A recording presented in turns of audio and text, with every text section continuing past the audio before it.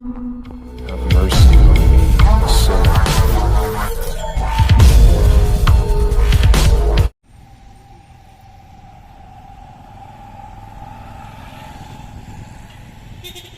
जी sir, बताइए जो जो नई गाइडलाइंस आई हैं लेकिन गवर्नर की तरफ से तो क्या है? थोड़ा-सा एक्सप्लेन कीजिए हमारे व्यूअर्स के लिए।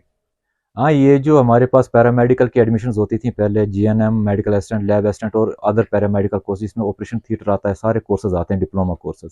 पहले इनकी 2019 में ऑर्डर हुआ था कि जेके बोपी से सेंट्रलाइज एडमिशन हुआ करती थी, लेकिन ऐसा था कि 19 से लेकर आज 2024 तक जो है कुछ सीटें वेकेंट रह जाती थी फाइनल काउंसलिंग के बाद जेके बोपी के, और वो फिर बंद हो जाती थी और कॉलेज वाले उनको भर नहीं पाते थे। अभी रिसेंटली 14 जून को जो है 2024 को अपने लेफ्टिनेंट गवर्नर साहब ने हमारे को एक ऑर्डर निकाला हुआ है कि जितने भी प्राइवेट और गवर्नमेंट रन इंस्टीट्यूशंस हैं, क्योंकि ये प्राइवेट और गवर्नमेंट रन दोनों इंस्टीट्यूशंस की प्रॉब्लम थी कि जब बोपी से कोई सीट रह जाती थी तो वो दोबारा फिलअप नहीं हो पाती थी, तो उसमें कहीं ना कहीं बच्चों का भी नुकसान होता था जो नहीं पहुंच पाते थे काउंसलिंग में। कईयों का अवेयरनेस नहीं है कि वो जा नहीं पाते थे, हिली एरियाज में पता नहीं होता था कब बोपी की एडवर्टीजमेंट निकली। बच्चों के लिए ये फायदा कि जो बोपी की ऑनलाइन साइट पे एडमिशन फॉर्म भरने को मिस कर जाते हैं, तो उनके लिए एक चांस ये है कि अब लेफ्टिनेंट गवर्नर की तरफ से हमें ऑर्डर जेके बोपी के अलावा आया हुआ कि आपकी जो लेफ्ट और सीट्स रहती हैं उनको आप जो उनकी गाइडलाइंस हैं उनके तहत हम भर सकते हैं। अच्छा, तो किसी ने अगर आप भरना हो तो आप से कैसे रब्ता कर तो सकते हैं? अभी क्या है कि अभी जो हमारे पास नई गाइडलाइन आई है जे.एंड.के पैरामेडिकल काउंसिल की तरफ से, हमने 31 अक्टूबर तक जो है इनका डाटा कलेक्ट करना है, उसका मेरिट बनाना है और उन बच्चों को हमने एडमिशन के लिए आगे नाम भेजने, और जो फिर प्रोसेस में यहाँ पर होता रहेगा। जिस बच्चे का मेरिट बेस पे होगा, फर्स्ट कम फर्स्ट सर्व नहीं है लेकिन स्ट्रिक्टली मेरिट बेस्ड होगा, तो उस पर बच्चे आएंगे और हमारे पास अपने टेस्टिमोनियल्स देंगे और हम उस तरह देखेंगे कि कौन बच्चे फॉल करते हैं और कौन नहीं फॉल करते हैं। अच्छा, तो सर इसमें कुछ ऐसा भी होता है कि बच्चे जो हैं वो 12th का रिजल्ट जो है उसमें पेंडिंग रहता है और आपके जो एडमिशन्स जो है उसमें थोड़ा-सा उनको प्रॉब्लम हो जाती है, उसके बारे में आप क्या कहेंगे? हाँ, ये मैं बच्चों को बताना चाहूँगा कि जो बच्चा 12th के अपीयरिंग है या एग्ज़ाम के देने हैं उसने 12th के अपीयरिंग जो है, या कोई रिजल्ट अवेटेड वाला बच्चा है, तो वो दोनों बच्चे जो है फॉर्म भर सकते हैं। हमने तो काउंसलिंग के समय उन बच्चों ने अपने सर्टिफिकेट्स वहाँ प्रोड्यूस करने हैं कि हम 12th पास हैं या नहीं है, लेकिन जो फॉर्म भरना ऑनलाइन, वो अपीयरिंग वाला बच्चा जब भी ऐड निकलती है जाकर अपना फॉर्म फिलअप कर ले, क्योंकि उसके एग्जाम तो बाद में होने, रिजल्ट बाद में निकलना और बच्चे का फॉर्म भरना रह जाएगा। और ये यहाँ की काफ़ी प्रॉब्लम है कि बच्चे रिजल्ट के बाद आते हैं और बोलते हैं सर हमने एडमिशन करानी है, लेकिन फिर उनकी एडमिशन बोपी के थ्रू नहीं हो पाती है।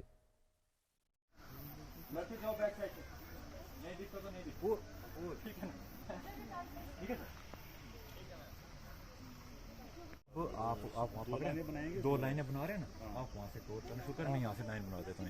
ठीक है।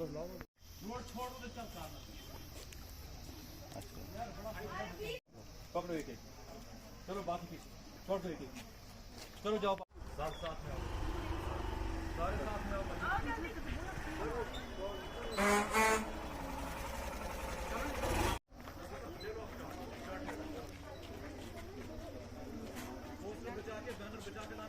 आ जाओ आ जाओ।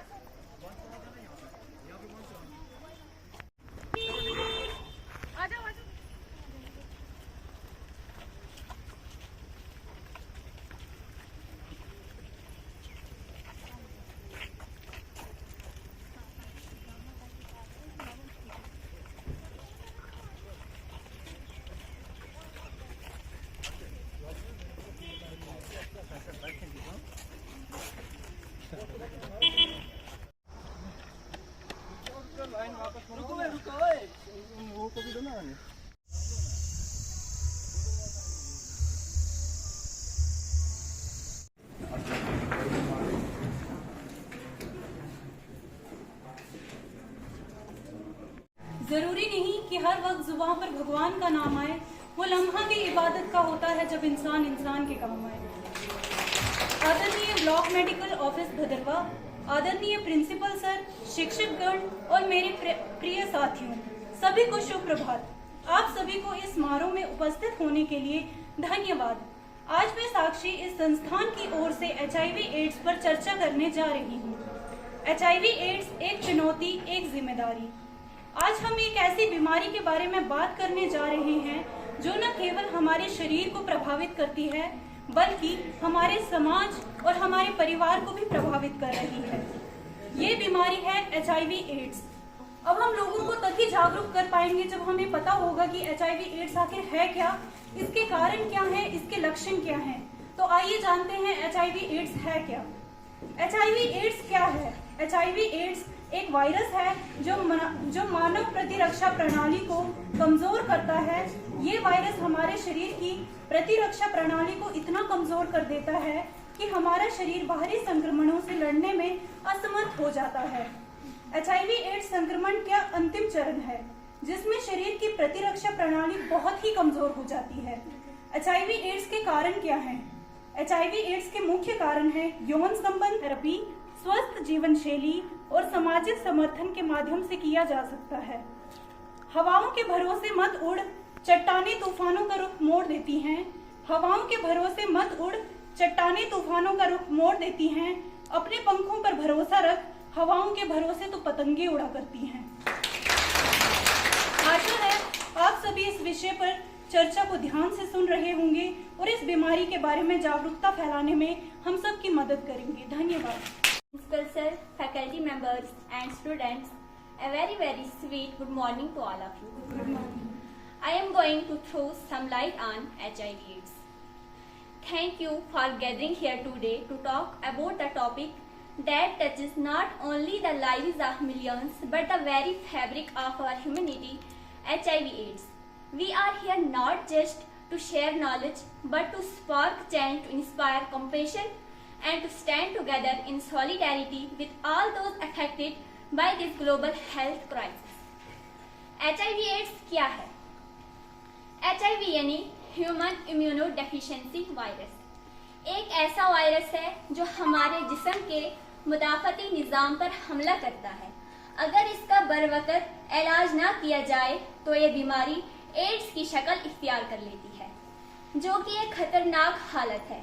एड्स यानी एक्वायर्ड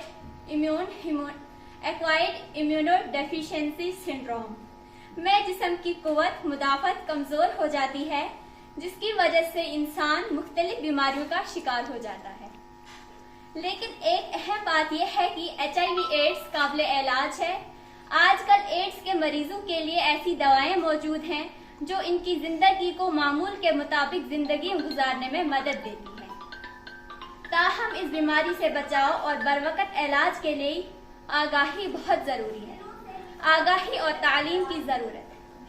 HIV एड्स के बारे में आगाही पैदा करना बहुत जरूरी है, क्योंकि अब भी बहुत से लोग इस बीमारी के बारे में सही मालूमात नहीं रखते और गलत फहमियों का शिकार हैं। इस बीमारी से मुतासिर अफराद को अक्सर समाजी तासुब और नफरत का सामना करना पड़ता है, जो कि इनके